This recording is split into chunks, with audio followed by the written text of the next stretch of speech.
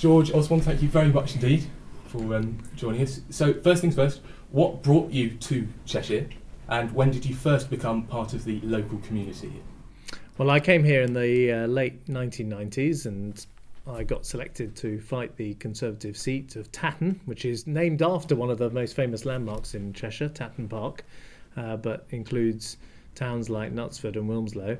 And I've been part of the community since then, and we have a very nice place we live in up in the hills, because I think people sometimes think that Cheshire is all flat, but actually as you approach Derbyshire, start to go up into the Peak District, we have a very beautiful place up in the Peak District.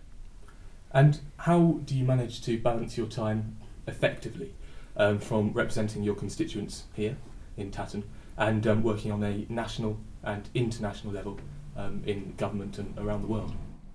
Well, look, like everyone in life, you have to juggle the things that you have commitments to, and I've got to do my job as Chancellor Exchequer, but I've also got to do my job, of course, as being MP for Tatton, and that is the most important thing I do. That is the basic reason I'm in Parliament, to be the MP for Tatton, and I take it very seriously. So I'm here in Cheshire today.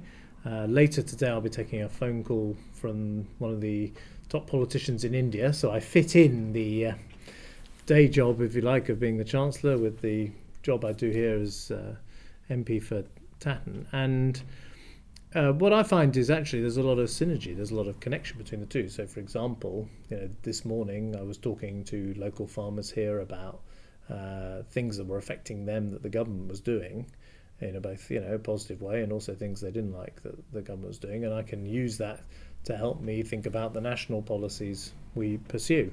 Or for example, we've had lots of discussion here about high-speed rail, which is going to connect Cheshire to Birmingham and to London and to the continent of Europe, and of course local communities here may be affected by that and they want to talk about that, or they may see the positive benefits about that, so they want to talk about that. So there are lots of connections between the two.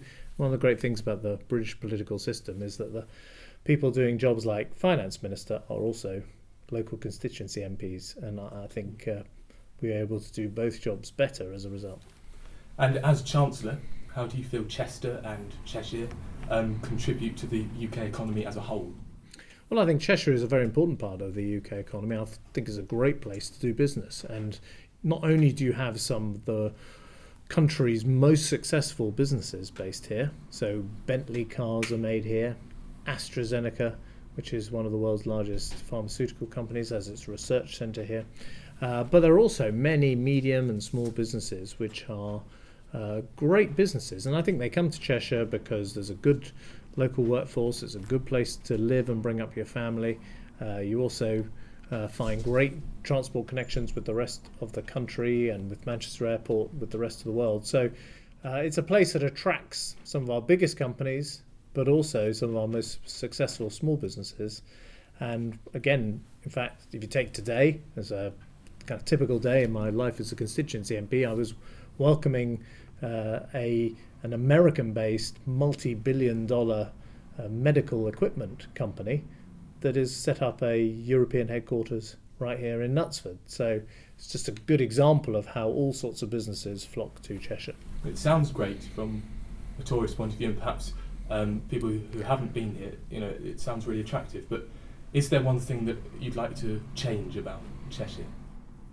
Well, I can't think of anything. I think it's all perfect. But look, one thing we're always trying to do is make sure the transport links around the country are better, and there are new roads being built here in Cheshire to make sure that we're better connected with the road system. We've got new train links, upgrades of trains and train stations. So I think the transport links, it's not that they are bad. It's just that because transport is changing and the world is changing and people are travelling more, you've just got to keep upgrading them to keep up, and that's precisely what we're doing here. And with local councils, how free are they to sort of influence economic decisions, and how much of that is dictated by the Treasury?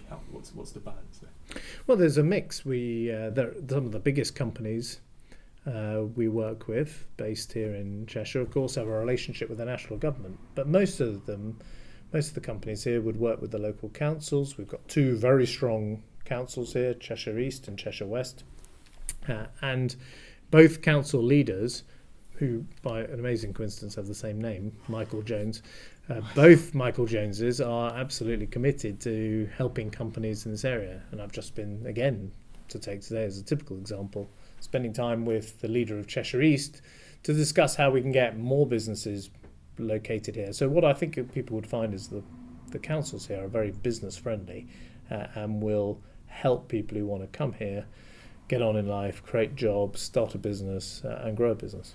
On a personal level, do you ever have enough time to visit some of the attractions in the area at all, or do you sort of find it maybe more difficult because you're having to balance your time a lot and you don't have time? Yeah, no, I've got a young family. I've got 2 young children, and we get to go around lots of the local attractions. It's one of the things we really enjoy doing. And whether it's going to Style Mill, which is a working textile mill from the Industrial Revolution, which is open to the public, or going around Tatton Park in the autumn when the Japanese garden has got an amazing collection of trees that have got these bright reds and oranges.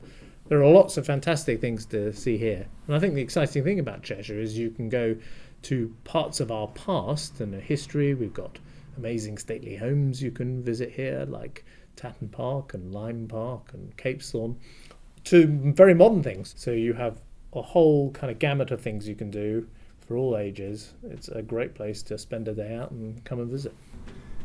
How often do you get to meet with the people you represent in your constituency in Cheshire and have a chat with them about maybe changes they'd like to make or concerns that they have? How often do you get to do that? Well, right after this discussion, I've got a constituency surgery. That's a bit like a doctor's surgery. People come in and they talk to me about their issues and problems they might have, and I see if I can help them. So it's a constant interaction. These days, people are on the phone, they're emailing, and we deal, I say we because I've got an office here who helps me do this. We deal with people's problems, try and sort out issues they have, and there is just a constant interaction, a constant dialogue. What is your greatest and proudest moment as an MP here in Cheshire? Well, it's difficult to pick one. I mean, I'll pick something that's happened recently. We've had a long campaign here in this town to get compensation for people affected by the building of the second runway at Manchester Airport. And we finally got the cheque from the airport, and I was able to hand it over to local people just in the last couple of weeks. So that's something I've spent virtually all the time I've been an MP here for, 12 years. Spent almost all that time campaigning for that moment, so it was quite good to see it achieved. And finally, has there been a point in your career as MP for Tatton where you weren't sure which path to go down? It sort of forked and you could have gone either way. And would you choose the same path if you were back there again?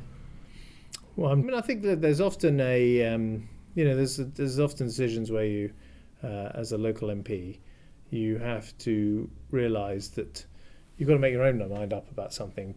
We had an example of it recently with gay marriage, about whether the country legalised gay marriage, and there were lots of people locally who were against that and lots of people locally who were for it.